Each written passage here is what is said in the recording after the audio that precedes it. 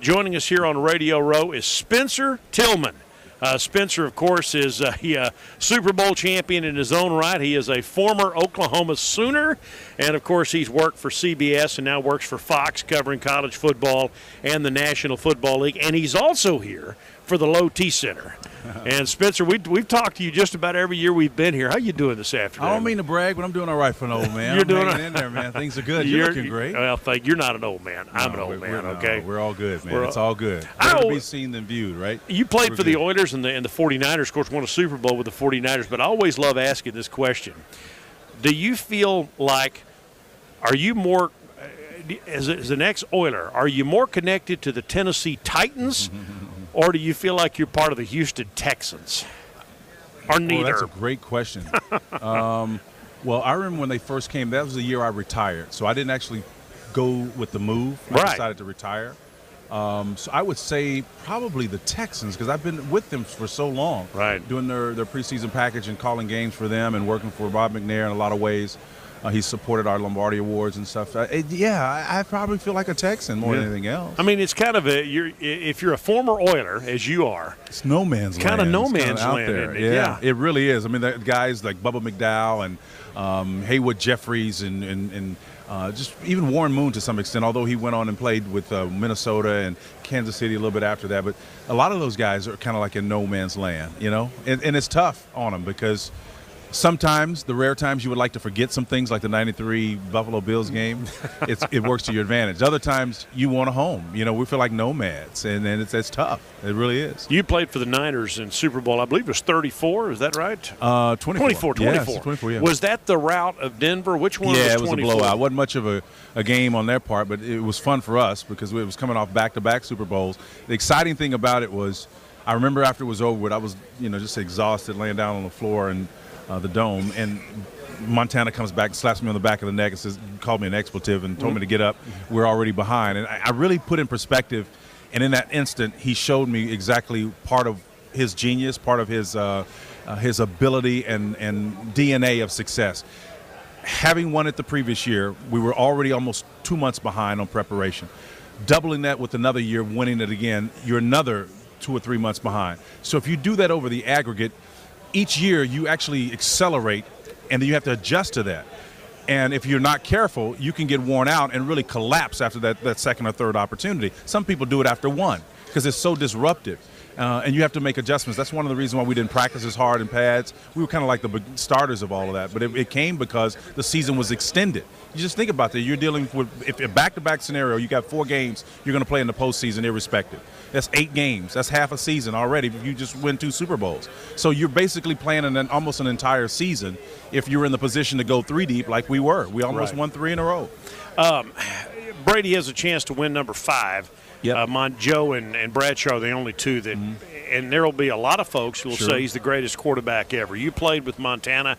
Is there any way you can compare the 2? Yeah, you can compare them because I think what you can compare is the fact that both of them had brilliant minds assisting them. Nothing significant happens without leadership and great minds to help you. So Belichick has been that for Brady to a large extent, and Bill Walsh has been that to certainly Joe Montana when he was with us, the late Bill Walsh. So, yeah, there's a lot to compare there. I don't think the sheer number, the fact that he's going to have one more somehow diminishes anything that Joe did. I think it's just more a function of injuries, all of those factors. As a matter of fact, I remember, and Joe wrote about it in his book, I remember the very moment when he asked me for a bag of ice because I was icing my ankle for something. He's standing behind me in the huddle, and he asked me for that bag of ice, and I gave it to him, and he put it on his elbow. And it was in such a nondescript moment at the time, but he had detached that tendon in that elbow, and that's why he needed it. Of course, later we would know that would be the reason why his career essentially would end with the 49ers. But it was a really nondescript moment like that, and I think about that a lot, how life can be changed, circumstances can be changed in an instant, and it doesn't appear that way at the time. This matchup, New England's favored this week, and we'll talk about the matchup, and then we'll move on to other stuff. That's erroneous. I'm going to go with Atlanta. I would too. I would go with Atlanta too. Listen, Atlanta, everybody knows about Julio Jones, but they got 16 different guys that have scored touchdowns. To have that kind of execution and confidence shows complete trust and integrity in the system. What they're doing offensively is going to be an inflection point in the game of football. Only 5 times in the history of the Super Bowl has the lower-rated defensive team won. In other words, my takeaway, you can have an average offense and win a Super Bowl, but you cannot have an average defense. Neither one of them are average, but Atlanta's is a little bit better. No one just knows it. They're underrated. They are an elite defense. Richard Smith was my position coach or special teams coach at Houston, now the defensive coordinator for Atlanta. He is the same guy who was influenced by Buddy Ryan, Jerry Glanville, who was an Atlanta coach too as well. But he's got that frenetic style about him. He's sharp. He inspires people. He's a psychology major. He's an unbelievable guy. Combine that with Quinn's demonstrated excellence at Seattle, you have a kind of a Camelot situation like the 49ers had and like New England has with Brady and Belichick.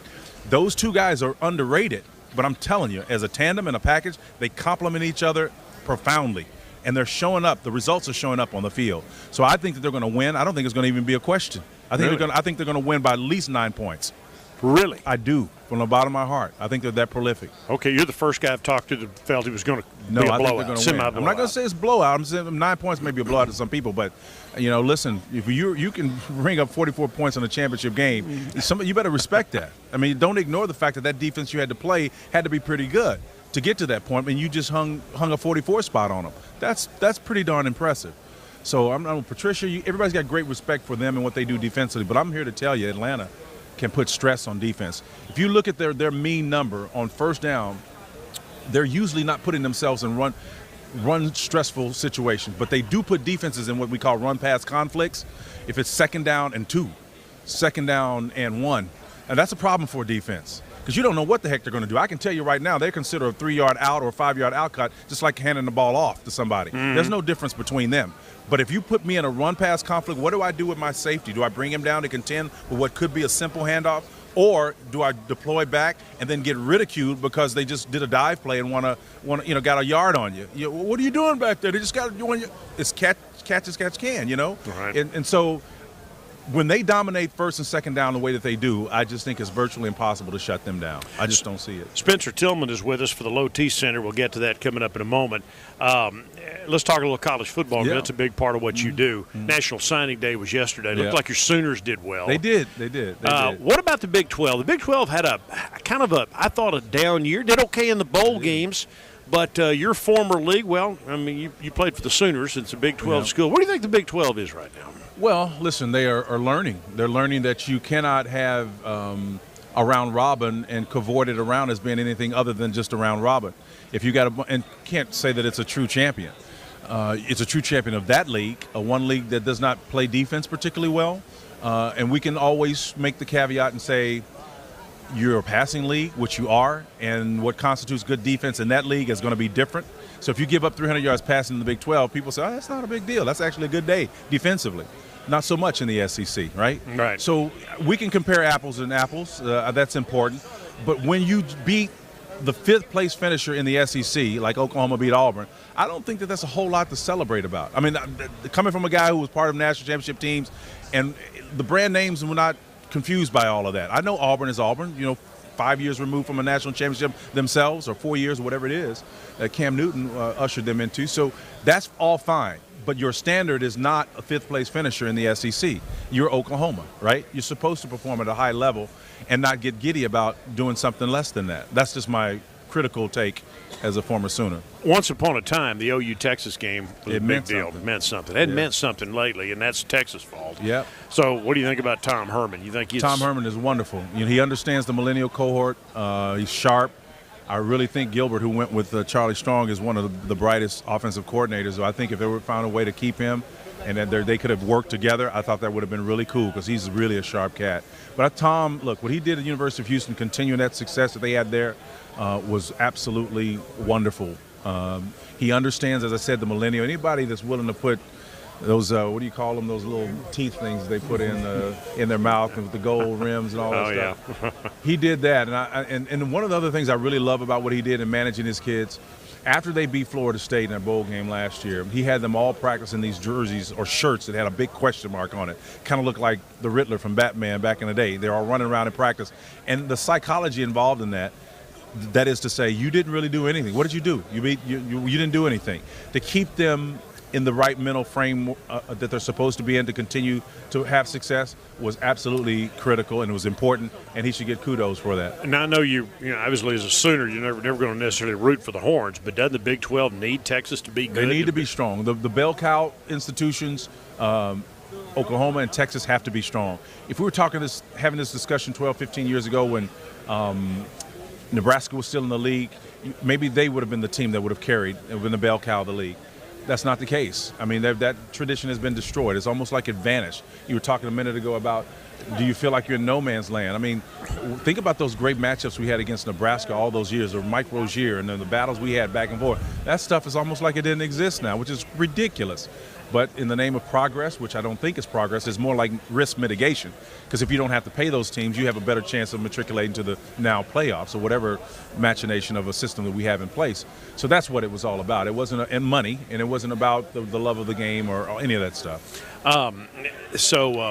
You know, as you look ahead, let's take Baylor, for instance, and everything they've been through. They had a good recruiting day. It appeared yesterday. They're going to be back sooner rather than later, you think? They will. No question about it. And, again, I don't want to say that and give anybody the impression that I'm somehow minimizing or somehow ignoring what has taken place there, allegedly, and some of it we know took place.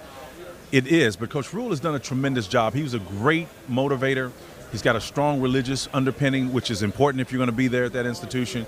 And he's been able to sell a narrative that if you come here, we understand what we've done. The millennial cohort always wants to be a part of something special and unique. That's what he's selling at that program. If you want to change this institution, you want to be a part of something unique and special, that message resonates with him. It doesn't matter if they're football players or not. Most millennials want to be a part of something special.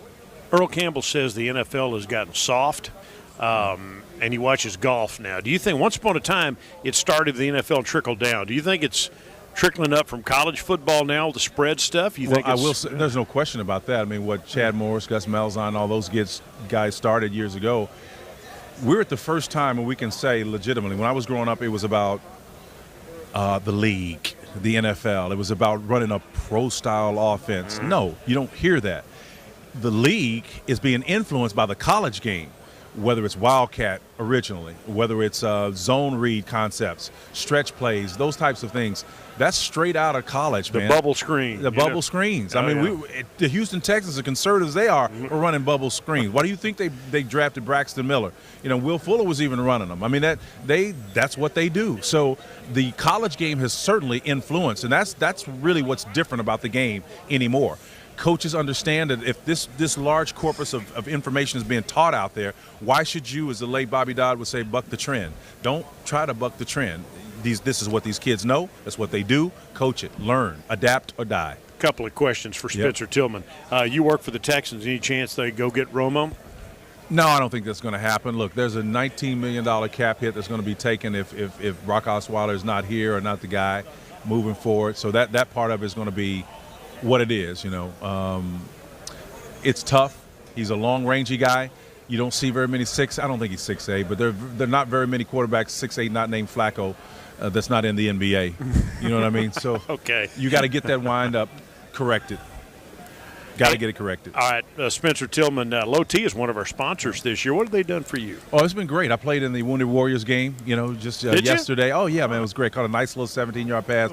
Dove. I had to get up and check and make sure everything was intact afterwards, but there was no issue with the energy level and all that. And, look, everything about the game, you guys have been around it long enough to know it's predicated on numbers. You know, if it's 9 men in a box, you don't run against that, right? Well, you have a range between 350 and 1,000, and just like you want to know your cholesterol number, all of those factors, you need to know your testosterone number. You got to know it. If it's below that, I encourage everybody to go to LottCenter.com, LottCenter.com, and then just get it checked out. Even in this fractured universe of medical stuff that we have today, most insurance still will accept it. So go get your number, find out what it is. There are 48 locations here in the United States of America, about 8 of them here in the Sugar Land and the Houston area. So there's no excuse anymore. And listen, I feel great today because of it, and I'm excited. We got one in East Texas, too. Yeah, man. All right, Spencer, don't run off because we want to make sure you sign the helmet and the footballs, okay? Spencer Tillman with us to start. Great way to start the show off on a Thursday afternoon here on Radio Row at Super Bowl 51. Spencer Tillman, former Oklahoma Sooner, former Niner, former Oiler, now with Fox Sports, both their NFL and their college football with us here on Radio Row and on Facebook.com/TheTeamSports.